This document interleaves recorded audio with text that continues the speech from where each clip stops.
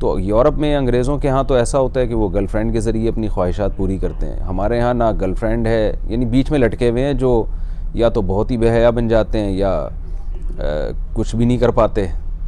تو وہ جب یہ مسائل حل نہیں ہوتے, تو میں نے یونیورسٹی میں جب بھی بیان کیا ہے نا, تو ان کو یونیورسٹی کے لڑکوں کو لڑکیوں کو سوالات کا موقع دیا میں نے, کہ جیسے ٹاپک تھا میرا مقصد حیات, تو سوال میں 99% یہی سوال آ رہے ہوتے ہیں. جو بیان کا موضوع ہوتا ہے اس سے متعلق سوال نہیں ہوتے.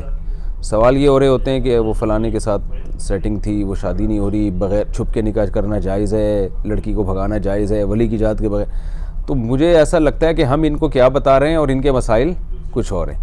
یہ ایسا ہی ہے جیسے آپ کسی بھوکے کو بٹھا کے سمجھائیں کہ یار پاکستان ایٹامک پاور کیسے بنا اور ہم اپنے ایٹمی اثاثوں کو کیسے بچا سکتے ہیں, اور پھر آپ اس سے کہیں کہ آپ کا اس سے متعلق کوئی سوال ہو تو آپ کریں, تو کیا یار مجھے 2 روٹی چاہیے, ٹھیک ہے نا, مجھے کوئی اچھی سی بریانی منگوا دیں. تو یہی صورتحال یونیورسٹیوں میں کچھ چل رہی ہے. تو باقی یوتھ کو اس وقت آپ ڈاکٹر ذیشان جیسے لوگوں کی ضرورت ہے. اور جو 13 کتابیں آپ لکھ رہے ہیں, 13 کتابیں ہیں نا, ڈاکٹر صاحب نے ایک بڑی اچھی بات بتائی ہے کہ ہمارے ہاں اگر مدرسے سے پڑھا ہوا بچہ ہے, وہ بیکن ہاؤس میں سٹی اسکول جیسے ان کی یعنی تعلیم کا سسٹم بالکل الگ ہے, وہ دنیا میں کہیں سروائیو نہیں کر سکتا. اور جو دوسرے اسکولوں میں پڑھے ہوئے لڑکے ہیں, بچے ہیں, وہ بھی ایک خاص یعنی ایک تعلیمی نظام کے تحت گزرے ہوئے ہوتے ہیں, وہ بھی اسی خاص ماحول میں تو چل سکتے ہیں, اس کے علاوہ کہیں وہ سروائیو نہیں کر سکتے. تو ڈاکٹر صاحب ایک بہت اچھا سلیبس تشکیل دے رہے ہیں. وہ اتنا اچھا سلیبس ہے کہ ابھی میں نے ارادہ کیا ہے کہ جیسے ہی ان کی کتابیں کمپلیٹ ہوتی ہیں, سب سے پہلے تو کوشش کروں گا سب سے پہلے میں کتابیں خریدوں ڈاکٹر صاحب سے. تو اس طرح کے لوگ ملک میں اسکولوں کا ایسا جال بچھا دیں, ایسا سلیبس لے کر آئیں کہ اس سے پڑھنے والے لڑکے بچے بچیاں ان کی تربیت بھی ہو شریعت کے مطابق, اسلامی نہج پہ ان کی ٹریننگ ہو, تربیت ہو جو صحیح اسلام ہے, اور ساتھ ساتھ وہ معاشرے میں سروائیو بھی کر سکیں. تو ابھی ہماری 1 گھنٹہ میٹنگ میں یہی بات چل رہی تھی ڈاکٹر صاحب سے, بہت زبردست انہوں نے گائیڈ کیا, بہت کچھ مجھے سیکھنے کا موقع ملا. تو ڈاکٹر ذیشان جیسے لوگ جب ہوں گے اور ملک میں اس طرح ایک جال بچھے گا تعلیمی اداروں کا, تو ہی ایسی پروڈکٹ پیدا ہوگی. تو اس کے بغیر ہم لوگوں کو گائیڈ نہیں, میں تو کم از کم نہیں نوجوان کو بتا سکتا کہ آپ نے کیا کرنا ہے. آخری رب سے جو ڈسکنیکٹ ہوا ہے, دیکھیں رب سے تو تعلق پیدا ہوتا ہے, من کان یرجو لقاء اللہ فإن اجل اللہ لآت.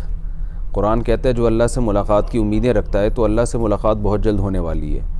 الذین یظنون انہم ملاقو ربہم وانہا لکبیرۃ الا علی الخاشعین الذین یظنون انہم ملاقو ربہم وانہم الیہ راجعون.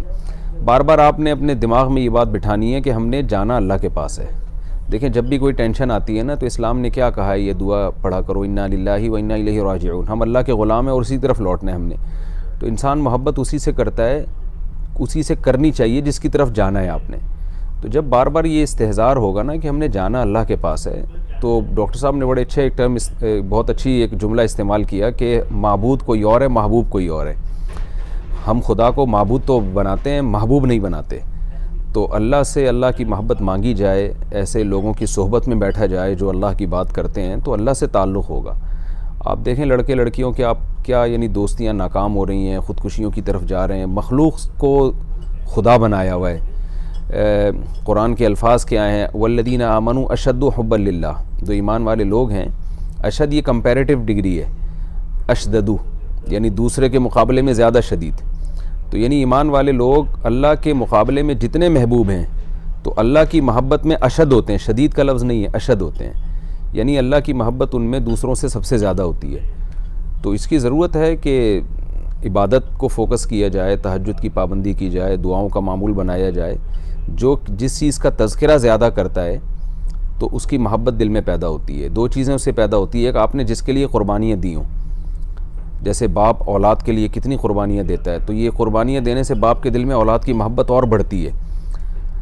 جن لوگوں نے ملک کے لیے قربانیاں دی ہوتی ہیں ان کے دل میں کنٹری کی محبت دوسروں سے زیادہ ہوتی ہے. تو آپ اگر اللہ کے لیے قربانیاں دیں گے, اپنی خواہشات کی, گناہوں سے بچنے ہے, روزہ رکھنا ہے, یہ سب چیزیں یعنی اپنی خواہشات کے اگینسٹ آپ چلتے ہیں, تو آپ جس کے لیے قربانیاں دیں گے اس کی محبت آپ کے دل میں بڑھے گی. تو اللہ کے لیے چونکہ قربانی نہیں دی جا رہی ہے, تو اس لیے محبت نہیں بڑھ رہی ہے. دوسرا, جس چیز کا تذکرہ انسان زبان سے زیادہ کرتا ہے اس کی محبت بڑھتی ہے. تو اللہ کا تذکرہ زیادہ کرنا چاہیے, ذکر زیادہ کرنا چاہیے. میں سمجھتا ہوں یہ دو چیزیں ہیں جس سے اللہ کی محبت بڑھ سکتی ہے. بڑی صاحب. اچھا ڈاکٹر صاحب, آپ ذرا